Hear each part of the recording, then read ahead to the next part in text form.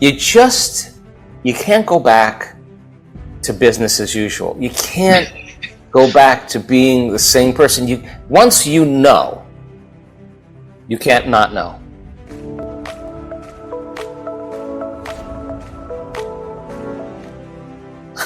and it's so beautiful because consciousness is awareness, and awareness is noticing and paying attention. So when you see a person who has a transformation, and you see the science that says in a week-long event, there'll be over 600 metabolic changes in 75% of the audience for the better in a 1-week event. When you know that, you're aware of another possibility that may not be the possibility that we think is free will to choose from knowns. This is now, you're stepping outside. And when a person shows up and believes in themselves and does the work, they're believing in possibility. You cannot believe in possibility and believe in yourself. Not believe in yourself. You got to believe in yourself and believe in possibility. You got to believe in possibility. You got to believe in yourself. So, for me personally, it's way bigger than me. I'm very humbled on a regular basis. Every time I get another testimonial, I say, this person is speaking the truth, and it's a footprint for somebody else to step into, and I think the world needs that more than ever. So for me, my greatest passion, my greatest joy, I think there's something in us, Glenn, that's so empathetic. Now we have universities that are studying. We're studying people that can be healed remotely. You don't even need to be in their presence. If you understand the science of quantum physics and you understand how to do it, you can hit a target and heal another person at a distance, and there it is, and there it's gone. Now, when you see that occur, there's some kind of empathy. I drop in on the calls of these people that show up every single day of their life to heal another person, and they do at least 3 or 4 a day. And these people, they're not doing it because they want to be a healer. They're doing it because, well, how they feel when they see a mother who's comes on the Zoom call and says, my daughter was, handicapped from birth. She had a traumatic birth. She's listless, unresponsive, never looked at her brothers. And all of a sudden, this kid is smiling at her brothers and trying to talk. And you watch the people on the Zoom call that are the healers. You see everyone all in tears. There's this empathy that takes place where we're contributing as a species to one another, that we were part of somebody's transformation. We gave in some way. Another one of us is better, and this kind of feeling of empathy, this feeling of connection is so profound that goes against all those survival and stress emotions that create division and polarity and separation and distrust. And so that's when community starts coming together. That's when we start to collaborate, cooperate, and it's got to be from the heart. So I'm super hopeful about what we're doing. Let's see if I can explain this as simple as possible. Living in stress is living in survival. Mm-hmm. And survival is a very primitive mechanism that allows us to really adapt to an environment that's threatening or dangerous. The moment you perceive a danger or threat, you switch on an autonomic function in your body, the sympathetic nervous system, and there's an arousal. The arousal of those hormones causes a heightening of the senses, because now we want to become more acute that there's a danger there. If there's a tiger in the bushes and you hear something rumbling around and it's night, you're going to either run, fight, or freeze or hide. That's your choices. And so that works really well in survival for the short term, because the arousal causes us feeling like we're more our body. We get a rush of energy. The arousal causes our brain waves to change and to move into a more alert state. We narrow our focus on what it is in the environment. We're giving it our attention, all of our attention. And now we're trying to predict what's going to happen in the future based on what we've known in the past. So we're overlaying a known into the future so that we can prepare. And normally when we don't know what it is, the unknown causes us to feel these primitive emotions of survival, and it's best to run. It's best to fear the unknown. So the challenge becomes that works really well for the short term. But when you switch on this system and you're mobilizing enormous amounts of the body's energy and resources for some threat in your outer world, there's no energy in your inner world for growth and repair. There's no energy for long-term building projects. And we start tapping the body's vital resources, and that's what creates mental health or physical health or spiritual disease, right? So because no organism can live in that emergency state for that extended period of time. It's like if there's a hurricane coming through Australia, you're not going to be thinking about remodeling your kitchen at that time. It's not a time for long-term projects, right? So now when we're in stress and we're in survival, the self is the most important. You don't trust. It's not a time to love. It's not a time to learn. It's not a time to communicate. It's not a time to be vulnerable. It's not a time to open your heart. It's not the time to sit down and close your eyes and go within. You would be eaten. The survival gene is switched on. And people spend 70% of their time living in this state. So then, in that state where the arousal takes place, the brain moves into a heightened brainwave pattern called beta brainwave pattern. Now, as I said, that's like driving your sports car in first gear on the freeway. It's the jump start. But you can't do it for a long period of time because in stress is signaled by the loss of control. Not being able to predict the next moment, the unknown, or the perception that something's going to get worse. And when you're in that state, you start trying to control and predict everything in your life, and you shift your attention from one person, to another problem, to another thing, to another place, to another object, to a group of situations. And every one of those elements has a neurological network in the brain. So the arousal causes the brain, like a lightning storm in the clouds, to start firing out of order. It starts firing incoherently. And when the brain is incoherent, we're incoherent. When the brain isn't working right, we're not working right.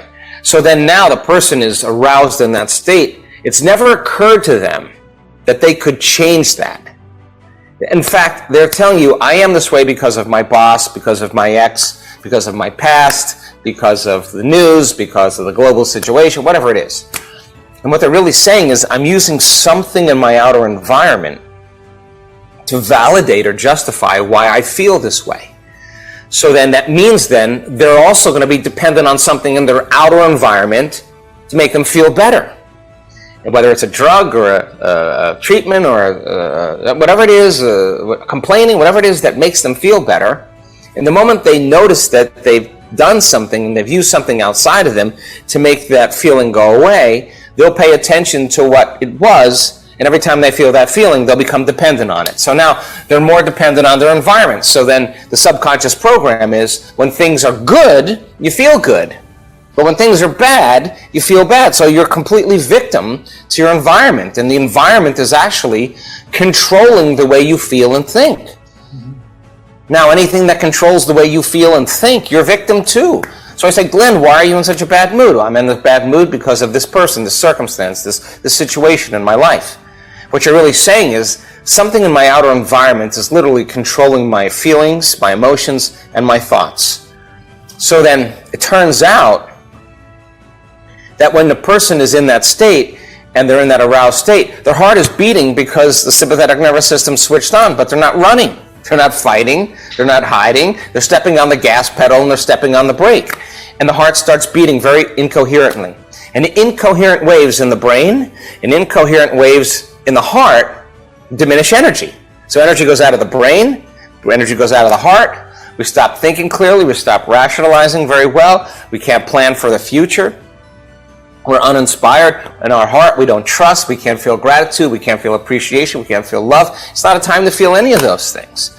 So then that's the beginning of disease, right? So the person starts thinking about their problems and they turn on that stress response just by thought alone.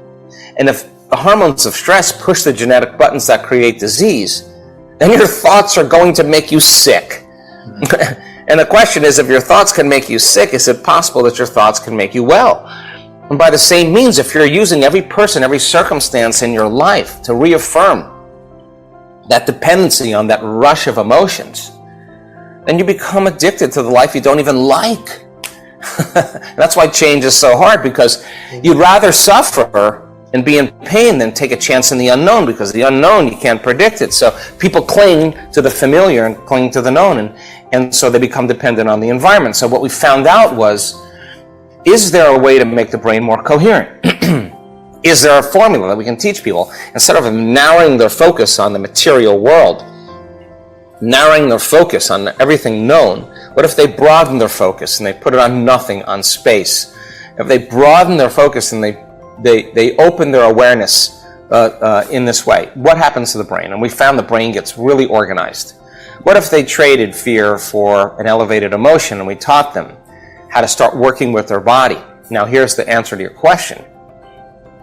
You practice that long enough, you close your eyes, you're not distracted by your environment, you're sitting down, you're not eating, you're not talking, you're not watching TV, you're not on your cell phone, you're not smelling, you're not tasting, you're not feeling with your body, you're sitting still, you're not thinking about your schedule or what you got to do or what happened yesterday, and you're working with the body and you're understanding the process. You keep settling the body down when it's aroused.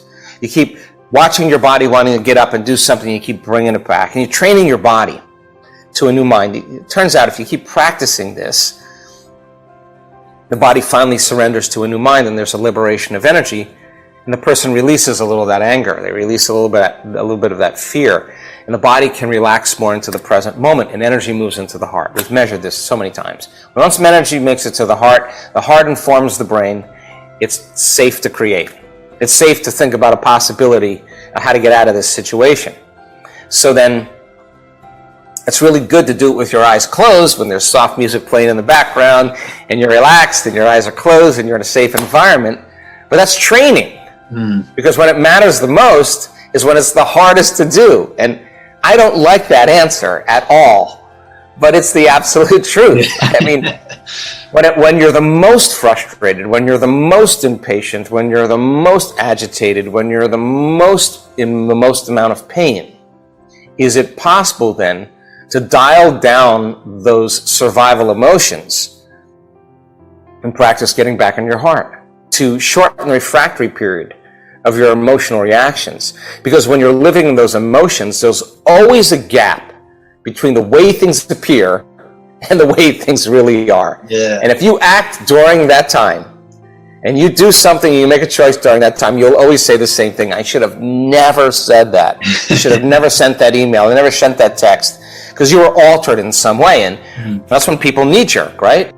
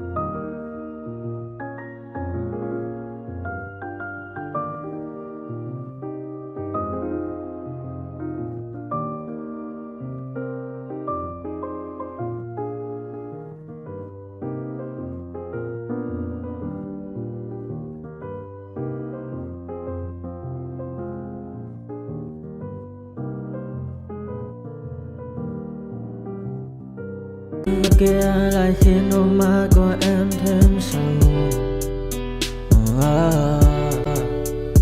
Vì sao em đi không để lại lý trí, chẳng để lại anh khi nước mắt còn rơi, còn rơi.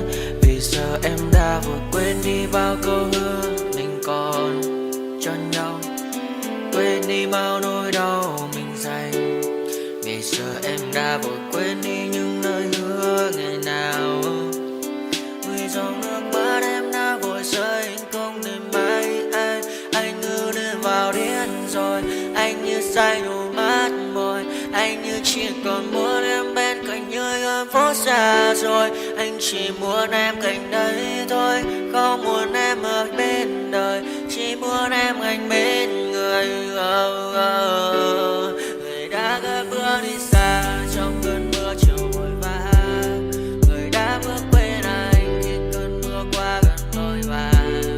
Em đã quên rồi mai sau ngày yêu mà về, chẳng còn lại gì những người em bao nước mắt rơi. Em khiến con tim như trôi bay trong chiều thu đầy nắng, em khiến con tim như tan vỡ trong chiều thu mát màng. Vì còn nhiều lắm những người mang, nhiều lắm những nỗi vội vàng, nhiều lắm những cơn mưa em mưa ta bây giờ vẫn vang. Không mơ không bay đứng sang nhờ mai em còn thơ đôi hồng bay anh còn người ta xưa ta chúng còn giữ nhau, chẳng để giữ lấy em khi cơn mưa về đến. Và chẳng cần nhau khi anh với em cùng một đêm trôi, em ơi ta còn gì nữa đâu một cơn mưa ngày hôm qua, ta còn lại gì nữa đâu khi em. Cause I don't give a fuck what you say. Yeah, I'ma do shit my way. So you can go kick rocks, I'ma stack bricks up, build what I want to make. Yo, I got a lot of shit to say, so I'ma do this every day. I'll be writing things until I'm fucking buried in my grave. 6 feet deep under, but my body won't decay. Cause my messages are timeless, so they'll put them on display. Oh yeah, I rap with a certainty, I have a sense of urgency. A message for eternity, for everyone internally. I had some people burning me, but now they fucking learn to see I ain't the one to fuck with. Now they looking nervously, and I don't really care what you think of me respectfully. You can kick rocks if you think you're fucking better, see. I will outwork you, turn you to an enemy. Hurt you so bad that you're gonna need some therapy. I got the motherfucking recipe. I've been cooking up hits, I'ma leave a legacy. You'll be looking small when you're standing right next to me. I'm 5'10", bitch, but I'm 10 feet. Cause I don't give a fuck what you say. Yeah, I'ma do shit my way. So you can go kick rocks, I'ma stack bricks up, build what I want to make. Cause I don't give a fuck what you say. Yeah, I'ma do shit my way. So you can go kick rocks, I'ma stack bricks up, build what I